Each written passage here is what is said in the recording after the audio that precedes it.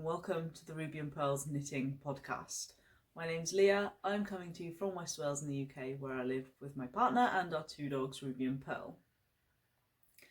If you're a returning viewer, thank you so much for coming back to watch this video.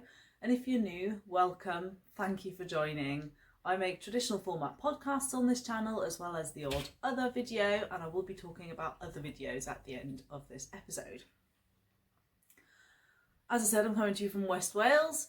It is a gloomy grey day today, but it is July, so I'm not wearing any knitwear because it is still fairly warm.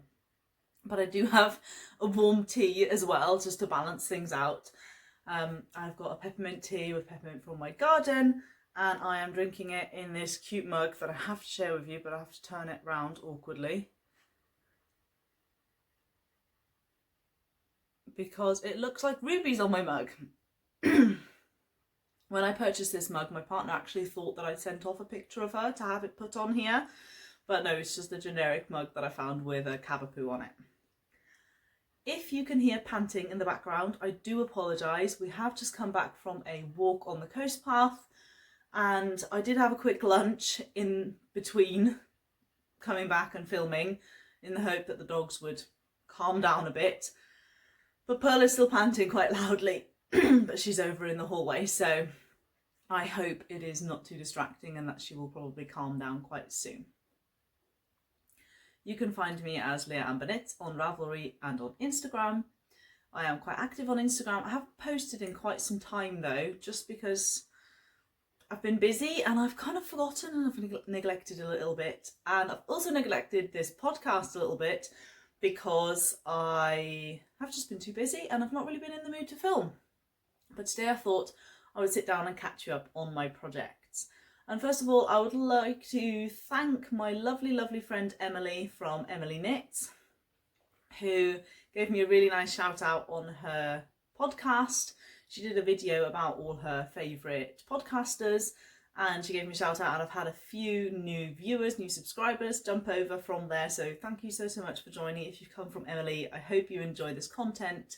If you like Emily, I'm sure you will like my content, or I hope you will at least.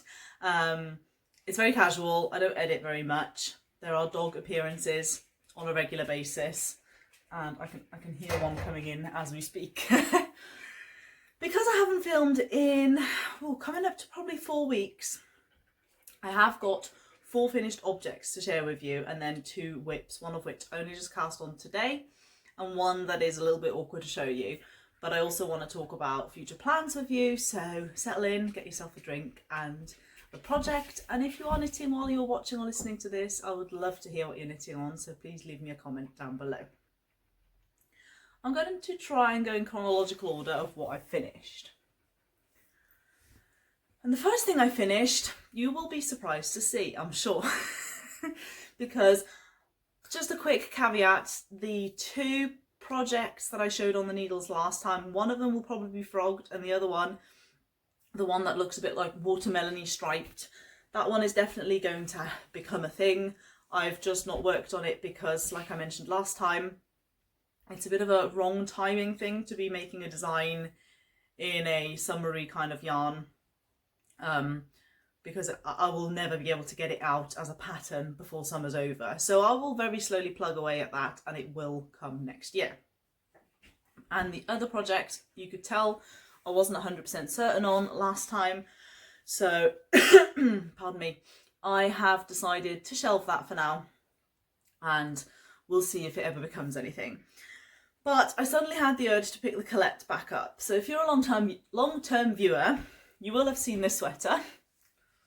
You will be familiar with my Colette saga. I will not go into detail on the Colette saga or on the blown yarn saga for this episode because, like I say, if you've been watching for a while, you will be sick to death of listening to me talk about blown yarn and the problems I've had with this pattern. But last time I showed this, let's rewind. This is a pattern by Sari Nordlund. It is called the Colette Pullover. There are a few patterns in the Colette series by her. It is a DK8 top-down drop shoulder, all over cabled with small lace rose pattern. It's very beautiful. I knit mine in Adriafil Woolcott. I can't remember the shade, but it might have been something like lavender. And I had some problems. I've knit this, to cut a long story short, I knit this before. It was too small and I had some issues with the yarn. I then discovered that Sari's gauge is wildly off from my gauge, and the needles that she chooses for her gauge rather. So I've had to change needle size for this pattern. So the gauge turned out okay, but then I had problems because I bought this as like an end of line sale yarn in a local yarn shop, and I ran out of yarn, and also the yarn had some issues. In one of the sleeves, as I was knitting, there were little blips of other colours popping through. So this is a blown yarn. And if you've ever experienced any plied yarn and having little bits of another colour in, you can just gently pull that out. But it's a little bit harder to do with a blown yarn. So I just abandoned ship with this one, chucked it in a corner. But I pulled it back out. And the first thing I did was go over those little blips of other colour. The very tiny ones I managed to gently pluck out of the blown yarn, and the bigger ones I duplicate stitched over with a new strand of yarn, and then the old strand underneath I cut it and unravelled it, and there's only sort of 3 stitches either end of the patch that I left doubled up, and that worked really, really well. So I recommend that for if you have any problems with yarns like that. I then finished all the yarn I had, and the lady from my local yarn shop did kindly offer me her shop sample that she knit for the shop, that she doesn't hang in the shop anymore because this yarn isn't really for sale anymore, and she's never worn it and never even blocked it, and she said you can have it, unravel it and finish your sweater off. So it was a seamed sweater. I picked off one sleeve, unravelled it, and I'm not sure what I'm going to do with the rest yet because she has kindly allowed me to keep the rest of it. So we will see. There might be more Adrifull Walcott in this shade in my future. But yes, it's finally done. I have picked it back up and I've finished it, and I'm really pleased. I then popped it in the washing machine because it is, I think, 50-50 superwash merino and cotton. But I should have put it in a gentle cycle because it did shrink ever so slightly. So I panicked a little bit thinking, oh my goodness, I've spent so much time and so much energy trying to make this pattern and this yarn work, and now I've shrunk it. But it's okay, it does fit me, and I am very, very happy that it is finished. My next finished object is something you saw briefly in the last episode in the form of a swatch. I'm just going to pop it on for you. This is a new pattern by Kat from katandleni that is in testing. I'm not 100% sure what she's going to call this. The working title was Lace Tie Front Top or Front Tie Top. So it's got these cute little bows at the front. And yes, it is in testing, so she might change the name. I knit mine in Kinghole Linendale, which is a cotton linen viscose blend, much like Drop Spell and Santa's Gone Leaner, so they are good dupes for each other. I can't remember what this shade was called, but it is like a mushroomy sandy colour, and it features this really beautiful lace pattern that does eventually become quite intuitive. It doesn't on the back because you have to work increases and create sort of a trapezoidal shape at the start, so it's worked top down on 3.5mm needles, so it's quite a dense fabric. And then you pick up the front, join it at the underarm, knit the whole body, pick up sleeves and just knit these little sleeves straight, but she does say you could make longer sleeves if you wanted to. And then you do a double knit band, not button because there's no buttons, but you do a double knit band all the way around.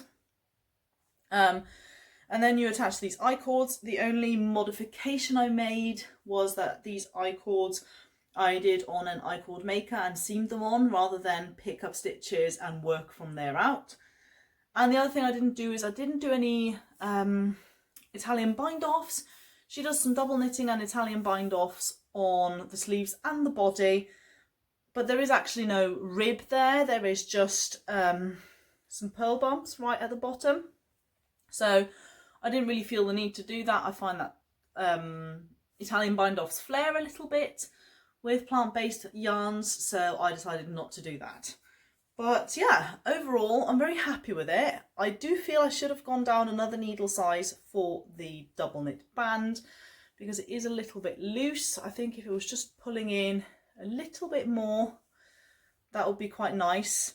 I also had to quite aggressively block the body of this downwards so that the band wasn't flaring out. So I think I knit the band on 3mm, which is what she recommends, but 2.5 might have been a better idea.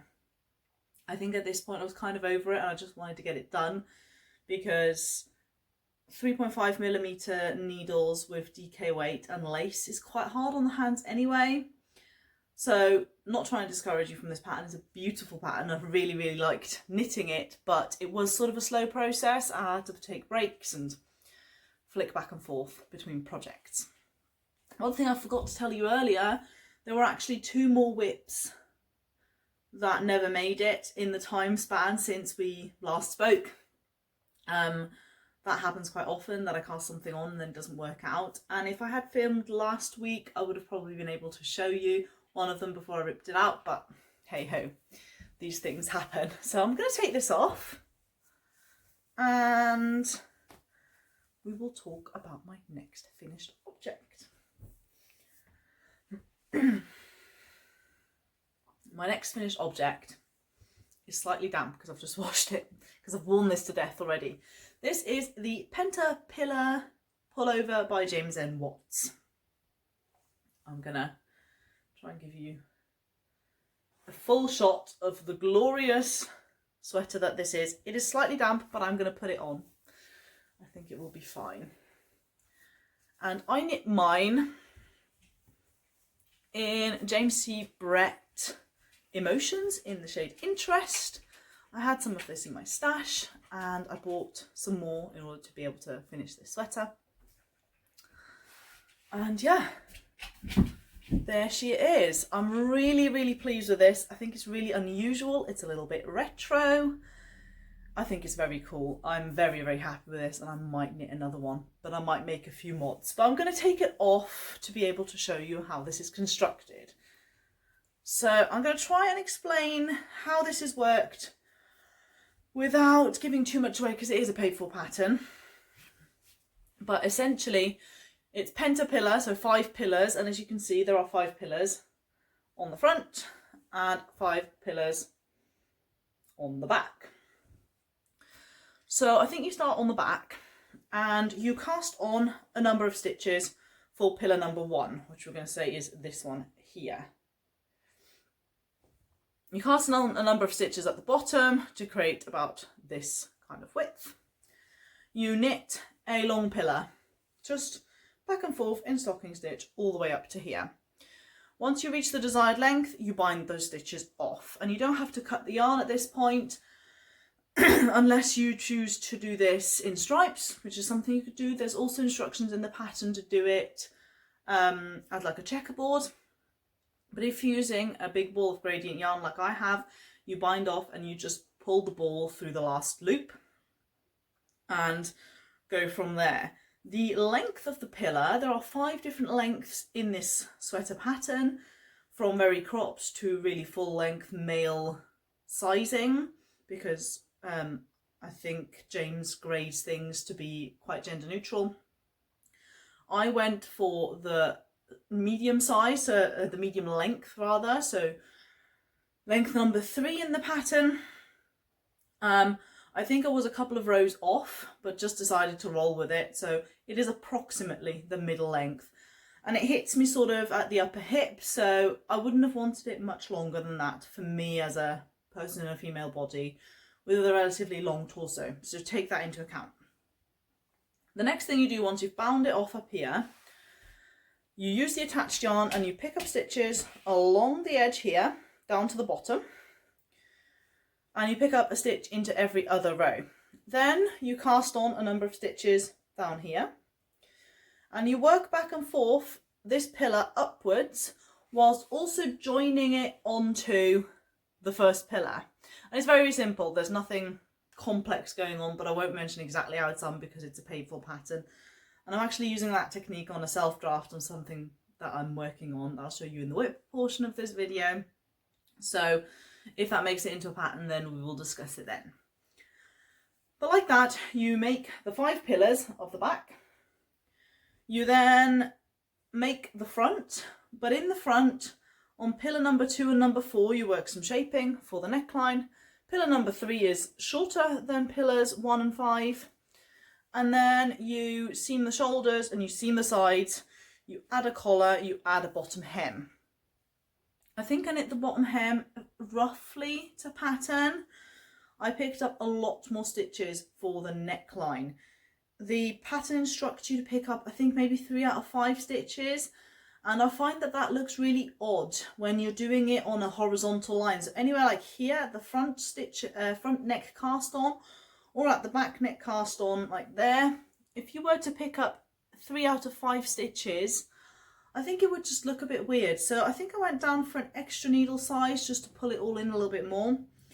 And then I picked up at a 2 out of 3 stitch rate along the front here, because you're picking out of rows rather than stitches, which is where I find a 2 out of 3 is a good rate. So that was one of the major modifications I made until I made the sleeve. Now, the sleeves, there are 2 different sleeves in this pattern. Either you pick up around the armhole and you just knit a straight sleeve down to about here, do some ribbing, and it's basically a t-shirt. So the pattern itself is designed to be a t-shirt. The other option you have is to make like a checkerboard that you knit this way and then you seam that on. I didn't want to do either of those, because if you're looking at this yarn, for example, look at this white stripe here. Even though that is a fairly wide piece within this gradient of colour change, if you stretch that amount of yarn from this white stripe around the circumference of a whole sleeve, you would end up with probably 1 round in white maximum. So you would end up with very small stripes, and you wouldn't really have a gradient, because by the time you come back round to the same spot on the sleeve, you would have a totally different colour, and it would be really stripy, and it wouldn't tie in with the rest of the sleeve, rest of the sweater. So what I decided to do was to basically continue the pillars onto the sleeve. But I didn't want a straight sleeve, I wanted a tapered sleeve, and as you can see, I managed to achieve that here. So I've worked 4 pillars. I started with one of the bottom pillars, and while I was knitting that, I did some decreases along this bottom line. I then went back, attached the second pillar, third and fourth the way I did for the body. But again, did some decreases on the final pillar and then seamed it shut, and that worked really, really well. I think the one thing I would consider with this pattern, if I was to knit it again, is that there is very little shaping. In fact, there is no shaping in this pattern. If you look at it, it is a perfect rectangle. There is no shoulder shaping, there is no underarm shaping, and that's not necessarily a problem for someone in a body like me. I have a relatively small frame, I've got quite a small bust, but if you have a very large bust, the drop of this drop shoulder is going to come extremely far down, because you have to accommodate the circumference for the bust, and that's why I would say, better graded pattern would have underarm increases in order to make the drop less droppy, so that you can still add a proper length sleeve to it. However, obviously there was a bit of an issue with doing that in a pattern like this, because they didn't want to disrupt the pillars. They didn't want these pillars to have suddenly a different width, because you would have to do underarm shaping here and come out. So I do understand why it wasn't done, but it's something to bear in mind. The one thing I would probably do if I was to knit this again is bind off in a sloped manner. So I would probably work this, if we start here, if I worked this first pillar, hold it like this, I would probably do something like a bind off that starts here and gradually works up to that point, and then the next little pillar here I would slope a tiny bit as well, so that instead of having this straight shoulder line, it would be between my finger here and my finger here. And I think that would just fit a little bit nicer on the shoulders. And that would be an easy mod. So I'm a little bit unsure why that wasn't put in the pattern in the first place, because like I said, the underarm one, that would be a little bit hard to then keep it consistent and make it look good over the sizes. But the shoulder sloping, that should have been possible. So quite a high chance I'm going to knit this again though, because I really, really enjoyed it. It was such a pleasure knit. You just wanted to watch these colours change. And these are not really my usual colours, but I have worn this a few times. I've had so many compliments. It's been so much fun. So I'm going to go a little bit rogue and talk to you about my first whip now, instead of showing you my final finished object, because it very much ties in with this finished object. And I cast this on this morning. I am using Serdar Jewel Spun in this really beautiful greeny bluey shade. It's a bit more green than as blue as it looks on the camera. I find greeny blues really hard to show on camera in photos, etc. But here we have the start of my project. Now, I saw a vest on Instagram that Emily tagged me in that gave me the inspiration for this self-draft, and I got in contact with the person who knit this vest and I asked them if they plan to release this as a pattern, and they said maybe in the distant future, but it would definitely be a vest, not a sweater, and I'm more of a sweater wearer and knitter. So I said, would you be open to me designing something inspired by your vest? And she said yes, absolutely, as long as it's not also a vest. So I am making a drop shoulder sweater, and the main feature of this sweater is that you're knitting it in 4 pieces modularly. You're not going to be seaming, and then you knit the sleeves the standard way. So I'm going to see how I can show you this. I've started the back panel of a traditional drop shoulder. This is half of the neck, and this is the shoulder increase line, which I have made in a slightly different way than what you're used to. Because if you ever worked a really traditional drop shoulder where you start with a few stitches, you knit back and forth, and you do rapid increases along this line, you will know that this line is extremely tight because you're increasing every single row. So the slack between the stitches doesn't get a chance to sort of relax itself on the wrong side row before you do an increase again on the right side row, much like a raglan, which is normally mostly done every other row.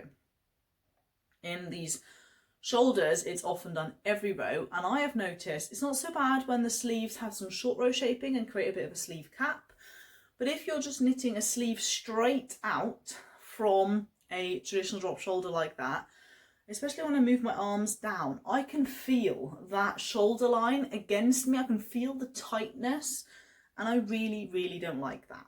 Quick tea break.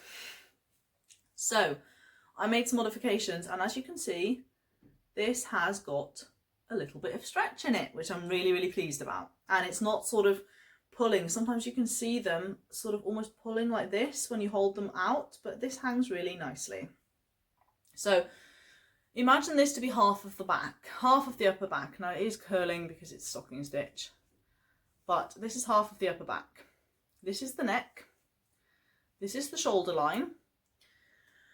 Over here by my hand here is the armhole, and as you can see, there is some underarm shaping, and I'm now knitting straight.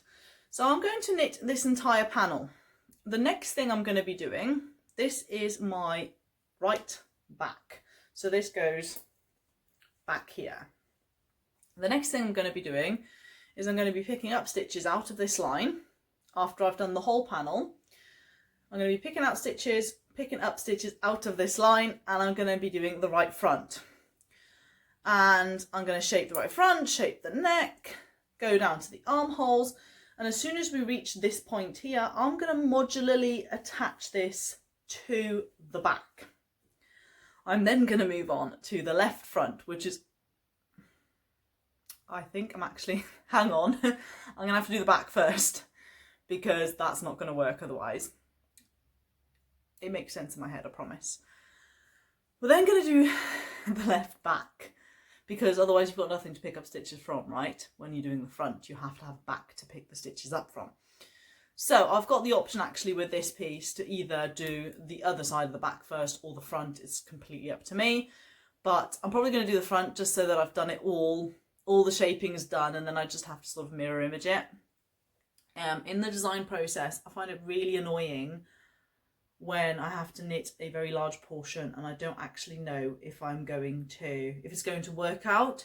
So if I'm going to do it like this and do the front first, and then I can lay it on me and see if it fits okay, and then that will be really, really helpful actually.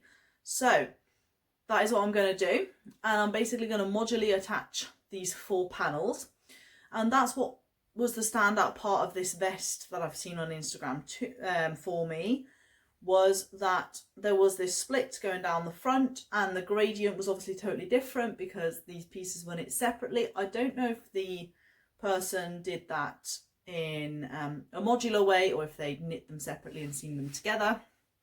I'm going to do it modularly just because I find that more fun. And then I'm going to attach sleeves. I'm going to do some short rows. There's going to be some nice neat shaping everywhere to make this a really nice experience. And then I think I might knit another one where I'll do like 2 different colours and then reverse them on the back, and then I'll have to see what I'll do on the sleeves because that will be quite cool as well to do these slightly differently. So yeah, that is my plan, and let me know what you think of this. I think it will be really, really fun. I really enjoy this colour change. It's really beautiful. I'm just going into sort of more bluey bit down here. So in the ball, it's really hard to say how this is going to turn out, but I've seen pictures of this colour knit up and I've always really been drawn to it. And I'm just really enjoying playing with colour at the moment rather than anything overly complicated. So this has been bringing me a lot of joy this morning. I'm going to show you my second whip before we finish on a high with my latest finished object. My second whip is the Patagonia Peaks by Maya Déglon from Maya Tinks. If you don't watch Maya, where have you been? How have you not found her yet? She is incredible. She is probably my favourite podcaster. If I see a video pop up from Maya, I have to immediately watch it. I'm a huge fangirl. She is so natural, so funny. She doesn't take herself seriously. She does some really clever editing, but it's not over the top. It's just really good. It's just really well made. And she has recently started designing patterns, I think about a year ago, and her patterns are exactly like her podcast, just really clever, really fun, really engaging. And yeah, just perfect. So I am test knitting the Patagonia Peaks. This is the Aran version of the pattern. I think she plans to have a DK version at some point. And I'm at a bit of an awkward spot to show you, and I've kind of stalled a teeny bit just because this is quite engaged and I'm kind of in a place where I just need some more meditative, calming kind of knitting. I don't really want anything where I have to think too much. So I'm not working on this super actively right this second, but there's a long test period and I will absolutely get this done. So I will put a picture in of Maya's version so you can see what this will look like. And I nearly went out and bought yarn, and then I thought, well, hang on a minute. This is a chunky weight pattern. Even though she calls it Aran, the gauge is actually more of a chunky gauge. So I'm going to go through my stash, find my chunky yarns and DKs that I can hold double to make chunky, because it's a full colour pattern, so you don't actually need vast amounts of each colour. And this is my version. So I have done the top part. So this pattern is really clever. The way it's worked is that you cast on halfway down the yoke, so about here, and you work the first bit upwards. And this part is worked in garter stitch, and you knit sort of a part of a sleeve, a part of the back, part of the front, and you work this upwards and you do some decreases on the sleeves only while you're doing this. And then eventually up here, there is some extremely clever shaping happening. I don't know if I'm going to be able to show you this. I did also make a small error on this line, so this is you're supposed to be able to see 2 stitches running down this line. You can only see 1 on mine because I actually didn't follow the video. Maya's got a video in her pattern where she explains in detail how to do this, but I wanted to see if I could do it with just the written pattern, and that's actually really helpful for her as a designer as well. And it is literally just a visual difference because I didn't fully understand a certain decrease that you do. There's nothing structurally wrong with this. But the way you do short rows on this front bit and on the sleeves and on the back here, and you create this seam, it's beyond clever. I think she calls it reverse ziggurat method. I don't think anyone's ever done this before. I think she is just, yeah, she's just amazing. And it was so much fun to do. And then once you have done all that joining together, you run an I-cord along here and then you pick up stitches and you do this chunky collar and you put one of the contrast colours in the middle, which is in here. And now I've just got to the point, initially you actually do a Judy's Magic cast on because the pattern is written for a boucle yarn and it's really hard to pick up stitches from boucle. But because I'm not knitting mine in boucle, I just cast on normally and then I picked up stitches to do the bottom bit. And I've just done that and now I'm stalling, as you can see, because I'm about to do some colour work whilst also doing raglan increases and setting up a ladder back jacquard to catch the floats. I've done all that before, it's fine. I will probably look at this shortly again, but I was just not in the right headspace to really concentrate on this. So the yarns I'm using, this one here is Stylecraft Special Chunky in the shade Bluebell. This here is Shapier Scrumptious in a very light green colour and Sugar Spun, what's it called? Sugar Spun from James C. Brett. A sort of fluffy yarn. They're both DKs but on the lighter end and I am holding them together, so they are mild. So they're slightly fluffy and it's a real pop of colour. The grey that you can see down here is King Cole Subtle Drift Chunky in a grey shade that I had leftovers from a sweater that I knit at the beginning of this year, I think. And I had just the right amounts of all these things. And then my 4th colour will be a white, which is King Cole Paradise Beaches. It's like a acrylic nylon blend. So basically this whole thing is going to be very, very synthetic heavy. But the reason for that is that I plan to wear this on dog walks because it's going to have a button placket along here. Hold it like this. So you plaque it along there with some press studs.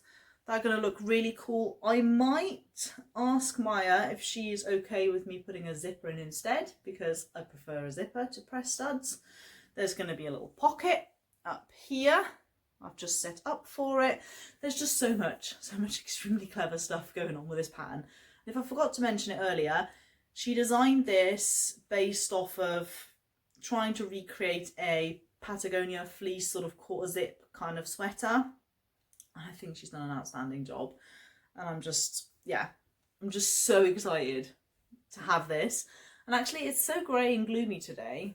It's making me in the mood for cozy knits. So this is going to be on my needles for a little while, I think, because it's quite engaging. Let's talk about my final finished object next, while I also tidy up my mess. This is also still a little bit damp, but I'm going to try it on anyway. I cast this on last Tuesday. I finished it last night, which means it took me about 5 days to make. I did have a day off in that time, but I didn't work on this consistently the whole time, you know, the whole day or anything like that. yeah, it is a bit damp. So I'm going to quickly get up just to show you the bottom of it.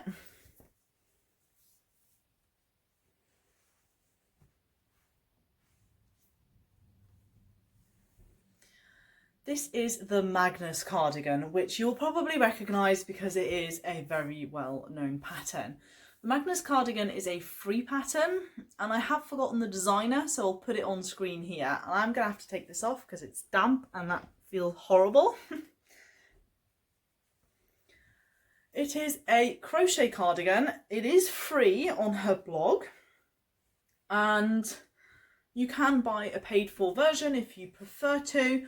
And what I tend to do with free patterns is that I will look on the blog version first, see if I find it a bit overwhelming, constantly having to scroll around and get rid of adverts and things. And if it's doable, then I just stick with the free version, which is what I did with this, because there's very little shaping in this. In fact, there is no shaping in this. So once you're sort of set up, you're good to go.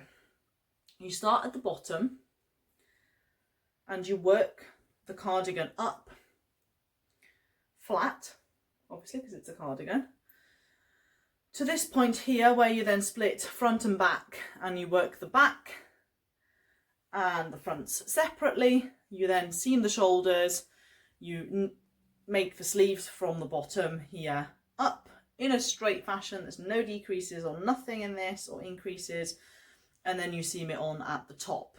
I have just washed this and I do think that it's, I don't know if it's destroyed the yarn ever so slightly. But that is basically what this cardigan is. And let's talk about yarn and materials and all the rest of it. So I should have probably started off by saying this is a crochet pattern. This is a crochet cardigan, and I have attempted some crochet garments before and I've never been fully happy with them, but I am so happy with this pattern. I used the original yarn for the main colour. So the one that changes colour all over is from Lion Brand. It's called Scarfy Light. And I bought some different yarn first to make this with, and I started at the body, and it grows really fast. So I did quite a big chunk. And I remember looking at it the next day and thinking, this looks okay, but I can't get the original out of my head. I'm going to put a picture of the original in here for you to see. I really liked the sort of hand-dyed feel of this yarn, how it has these little blips of intense colour followed by fainter bits of colour. It's almost like speckles, and I just couldn't get it out of my head. And in the end I decided that it wasn't worth finishing this whole cardigan and knowing that I probably won't want the finished item because I can't stop thinking about the original. Now I know I've just shown you my Patagonia peaks where it would have been way easier to go out, buy yarn, pick colours that I really like to put together. But in this instance, it worked out from stash, and I do actually like what I found, and it did work. And I'm not constantly looking at the pattern going, oh, I would have preferred this original thing. But this happens to me a lot when I stash dive, that I find what I've got in my stash so far removed from what I would have bought had I just gone out to buy yarn. This normally happens in patterns where you're using multiple colours or a very specific yarn like this. So this is, I think, why I couldn't stop working on this, because it's so engaging to see this colour sort of, you know, come off your hook. So yeah, it's a crochet pattern. I used 6mm hook. There's also a 5.5 mentioned in the pattern, which I didn't use because I didn't do any of the crochet trims. So let's talk about my modifications. You're supposed to start at the bottom here with some crochet ribbing. Equally, you're supposed to start the sleeve with crochet ribbing before you work the sleeve. And then I think you're supposed to do sort of a faux button band thing, because there's no buttons, in like a slip stitch type of stitch. Now, I don't like crochet ribbing. I don't like working it, and more importantly, I really don't like how it looks. I think it looks too chunky. I don't think it looks very professional, very neat, very nice. And I think this is what puts me off a lot of crochet garment patterns, is that the neatness is kind of missing a lot of the time. For me personally, you know, no shade on crochet designers, but this is why I go for knitting a bit more than for crochet. So I decided to just omit the ribbing, go straight into the main body, both for the sleeves and for the body, and think about the ribbing after. So that is exactly what I did. I just went for it. I made the whole thing, and then I started thinking about what to do, especially because the one and only annoying thing about this pattern is that it is a 2-row repeat in 2 colours, and that you might immediately think, oh, I can see where she's going with this. If you work a row in contrast colour and then a row in main colour, you then want to work a row in contrast colour again, and the yarn is attached at the wrong end, meaning you have to cut yarn at either end of every row. So you end up with a million ends along the front, a million ends in the armhole, just a million ends everywhere. And I thought about different trims I could use to hide all these ends, and I nearly did like a really wide I-cord or some double knitting around the front in order to sort of shimmy those ends in. But in the end, no pun intended, I just wove the ends in that way. And I just went through, like, basically, you know when you crochet over the top of some ends? I kind of did that, but by weaving in. I didn't go back and forth. I just shucked them in about 5 centimetres and cut the yarn. Done. And the reason I get away with that with this particular yarn is because it's so fluffy. It just holds itself in place. And I could tell because there was one point where I had to unravel a little bit, and it was really hard to unravel, which is a good sign for a synthetic yarn, because you know that when you're weaving in ends, they're going to stay put. This yarn's got like 7% wool, the rest is synthetic fibre. I should have probably also mentioned the contrast colour is Yarnsmith's Pebble Haze Aran, in a shade that I can't remember, something topaz, blue topaz maybe?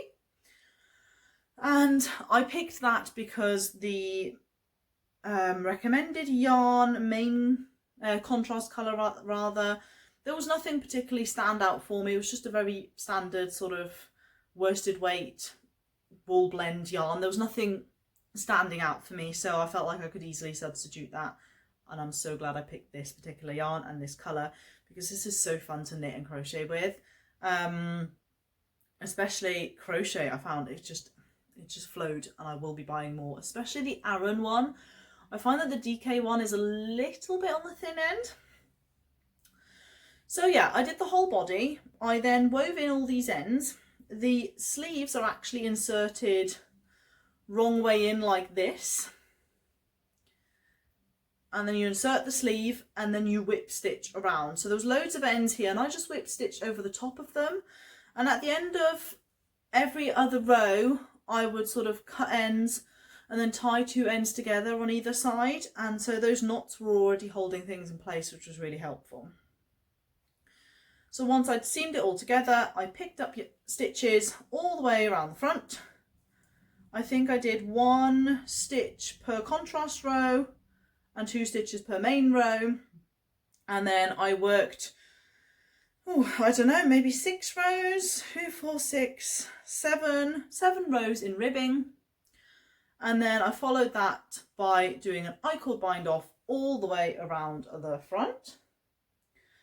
I then did an applied I-cord all the way along the bottom and grafted that onto the other end of the bottom there. I also did an applied I-cord on each sleeve, and I did an applied I-cord on the pocket patches before sewing them on.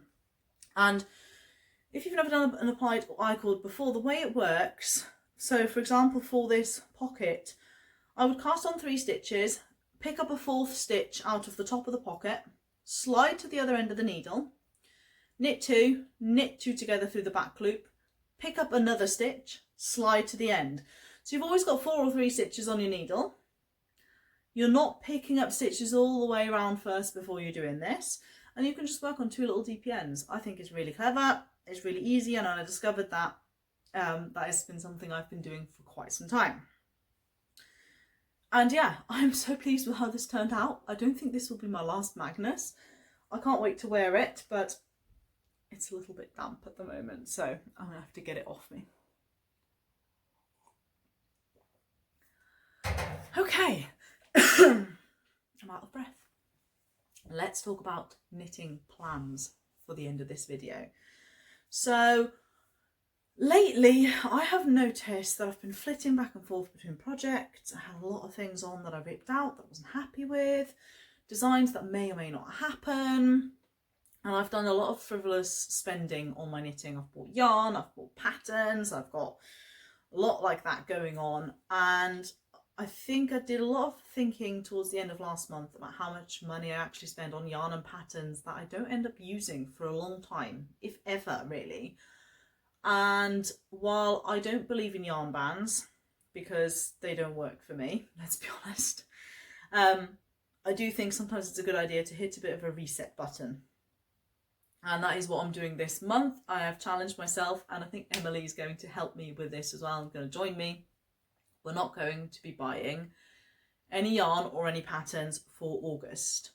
So today is the 3rd of August, and the urge to buy yarn and patterns has already happened, but I haven't given in yet. And I think the main thing that this has taught me over the last couple of days already is that whenever I have a sweater quantity of yarn in stash, which I quite often buy DK sweater quantities because I know I will be using them at some stage, and I know kind of how many meters I need. And then they sit in my stash, and then I come to want to knit with it, and then I start buying patterns. And I don't think I've ever actually gone into my Ravelry library and filtered through DK weight garments and looked what patterns I've already bought that I've never knit, that I wanted to knit at one point, and to use those instead. And I think because knitting patterns have a relatively low pain threshold in terms of cost, right? They're somewhere between £5 and £10. It doesn't feel like a big expense. But when I look at my Ravelry library, it's really hard to say, isn't it? I have got so many patterns, and I've got so many patterns that I've actually never knit, never even cast on, just bought them because of like an introductory sale or whatever reason. So I decided to have a proper look in there to think about what I would like to do with the latest few sweater quantities that I've purchased. And I think that is the main reason I'm doing this sort of reset, is to actually just remind myself that I need to check what resources I already have, what's already here, before I just start buying things for the sake of buying. I am making an exception later this month because it is my birthday later this month, and I'll probably be going to a yarn shop on my birthday, so I will be allowing myself to buy something then. And I think if I make a concerted effort to find something in my library and I cannot find what I'm looking for specifically, then I think it's okay to buy a pattern. I'm not looking at this as a completely black and white kind of thing. For example, I recently watched Emily's latest podcast, and she was making an emotional support chicken, and I've been eyeing up that pattern for ages, and I know everybody and their mum has knit it, but the reason I haven't knit it is because I don't know what I would do with the finished chicken. I don't really like too much clutter, I don't like too much stuff, she says, with all these random things like that chameleon up there. But you know what I mean. I don't need any more sort of toy ornamental things to place in places in my house. I prefer a slightly more minimal approach. At least moving forward. I've got a lot of stuff anyway. I don't want to create more stuff without functions. Now, I'm not saying this an emotional support chicken doesn't have a function, because, you know, the whole idea of it is that you can hold it and pet it and all the rest of it. But I would prefer to make it as a gift, and I can actually think of somebody who might really like one of those in my life. So I might give in and buy that pattern, because I literally don't have anything similar in my library at all. So there's no way I can just use what I already have, right? So that is how I'm kind of trying to look at this, is just be a little bit more mindful, be a little bit more careful with my spending, because despite being a very fast knitter, as you will have seen from 4 finished objects in the last month, and all of them garments, and 1 cardigan that was like half knit that I ripped out that I haven't even shown you. I am a fast knitter, but I'm an even faster yarn buyer, and I do need to start sort of reining that in a little bit, because I would like to invest more money into my designing and into tech editing and things like that. So if I want to do that, I need to make sure that I spend less money on yarn and more money on these kind of resources. So yeah, let me know if you think this new pattern that I am developing is going to be interesting for you. I know it's very hard to actually see where it's going at this point because it's a bit, you know, it's a curly little weird shape at the minute. But yeah, I really hope you enjoyed this video. Let me know what you've been knitting on whilst watching. And I have had an idea for another video that I might film in a few days' time. Let me know if you would like to see this kind of content. I did film a whole pattern roundup on free patterns a few weeks ago, and I never edited it and never published it because I was getting bored towards the end by my own voice and by me rambling on about the same knitting patterns over and over. And I realised that if I'm going to ever be doing pattern roundups, it has to be like 5 to 10 patterns max, because otherwise you sort of get a bit worn out towards the end of filming and probably watching too. So I thought about maybe doing a pattern roundup on 5 to 10 sort of DK weight free patterns to get you in the mood for autumn and fall. Maybe if that's something you might be interested in, because I am browsing free patterns a fair bit this month. Seeing as I'm putting myself on a bit of a buying ban.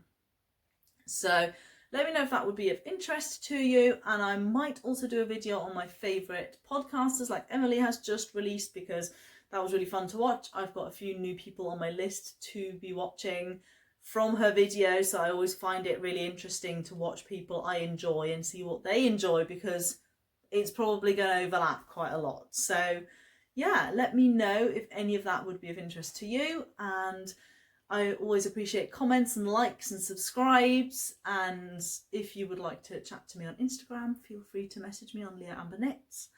And yeah, thank you very, very much for being here, and I hope you have a lovely rest of your day. Bye bye.